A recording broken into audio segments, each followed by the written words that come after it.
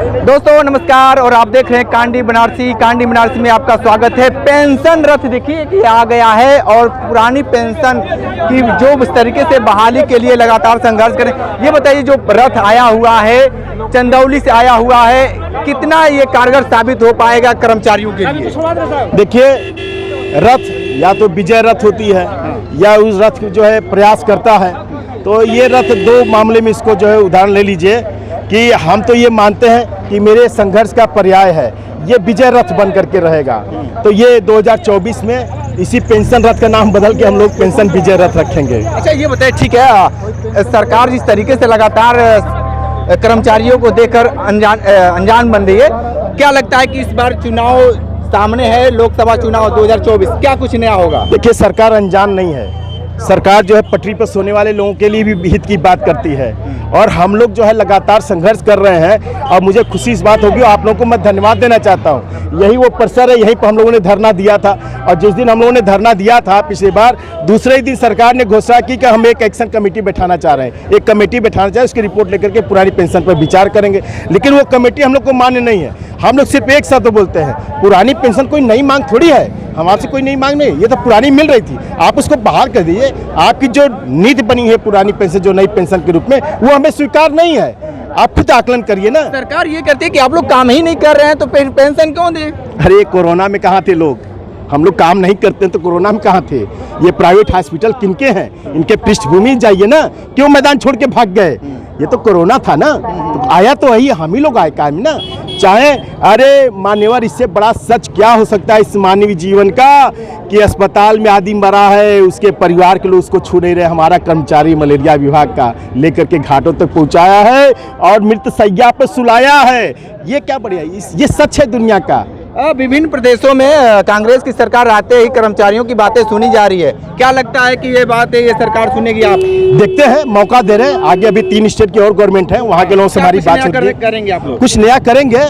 अभी तो ये अवसर दे रहे हैं ना, अवसर सबको देना चाहिए। अवसर तो दे चुके हैं, जिस तरीके से नगर निकाय चुनाव में सामने परिणाम आ चुका है। देखिए, नगर निकाय की बात अलग होती है, ये स्थानीय लोगों की बात है, लोकल चुनाव होती है, गली और मोहल्ले की चुनाव होता है। इसको राष्ट्र और देश प्रदेश से नहीं जोड़ना चाहिए। आप जो है जोड़िए, आगे जो सदन बनता है, जो सूच्य सदन है, उस पर बात करिए, जहाँ नीतियाँ बनती हैं, पॉलिसी बनती है। ये तो अलग चीज है, इस पे मैं कोई बहस नहीं करना। क्या कहेंगे, आज रथ आया है जिसको लेकर आप लोग संघर्ष भी कर रहे हैं, क्या लगता है कि सरकार इस बार जाग जाएगी? देखिए, सरकार जग गई है, लेकिन जानबूझ के अनजान बनी है बड़े बड़े औद्योगिक घरानों के दबाव में। समझ रहे हैं, इतना इनके ऊपर एहसान है उन लोगों का, ये अंबानी का, अडानी का, कि ये जानते हैं कि इनकी मांगे जायज़ है, सब कुछ ठीक ठाक है, लेकिन फिर भी ये उससे हिचकिचा रहे हैं। कि 2024 में सरकार को सुला देंगे या जगा देंगे?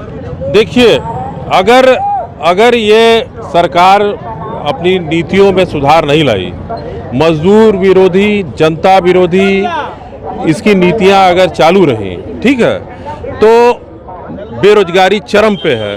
तो ऐसी स्थिति में अगर आप ये अपेक्षा कर रहे हैं कि सरकार आएगी सत्ता में, तो ये असंभव है। हम लोग लड़ाई को आर पार के स्तर पे लड़ने के लिए एकदम मन बना चुके हैं। अच्छा, ये रथ प्रदेश के किन किन जगहों से निकले हैं? ये पूरा बुंदेलखंड, सेंट्रल यूपी, पूरा, माने कोई हिस्सा अछूता नहीं है। 4 टीम बनी थी और ये रथ यूपी में चलिए कि पूरे भारत में? नहीं, ये यूपी का रथ है जी। कितना चेतावनी देंगे सरकार को? सरकार को ये चेतावनी देने के लिए ये रथ चल रहा है न्यू पेंशन स्कीम के खिलाफ, ओपीएस बहाली के लिए, कि किसी भी कीमत पर हमें ओपीएस चाहिए।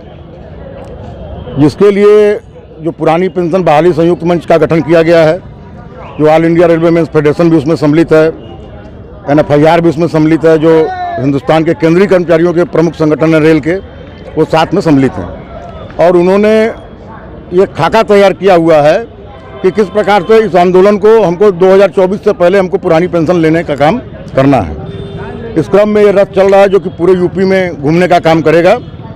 इसके उपरांत जो है अगले महीने की 21 तारीख को सभी पूरे देश में, कश्मीर से लेकर कन्याकुमारी तक, सारे जो है मुख्यालयों पे मतलब राज्य के मुख्यालयों पे, जो राज्य के मुख्यालयों पे धरना प्रदर्शन का कार्यक्रम संयुक्त रूप से किया जाएगा, जिसमें राज्य सरकार, केंद्र सरकार, पोस्टल, प्रतिरक्षा सारे लोग रहेंगे। ये 4 रथ चले हैं यूपी के विभिन्न जगहों से, विभिन्न जनपदों से। देखना दिलचस्प होगा कि ये रथ विजय रथ में कैसे तब्दील होता है। जिस तरीके से लगातार जद्दोजहद कर रहे हैं कर्मचारी, लगातार संघर्ष कर रहे हैं। जब भी चुनाव आता है तो इनका सीधे यही मांग रहता है कि पुरानी पेंशन बहाल किया जाए, लेकिन सरकार सुनती नहीं है, उनके तक कानों तक जू नहीं रेंगता है। लेकिन इस बार सरकार को जगाने के लिए यह कर्मचारी जाग चुके हैं, क्योंकि लोकसभा चुनाव नजदीक है। ग्राउंड जीरो से रिपोर्ट कर रहे थे, तो हमारे साथ बने रहिए न्यूज बकेट के साथ। हमें दीजिए इजाजत, नमस्कार जी। तो देखिए ये 4 रथ चले हैं यूपी के विभिन्न जगहों से, विभिन्न जनपदों से।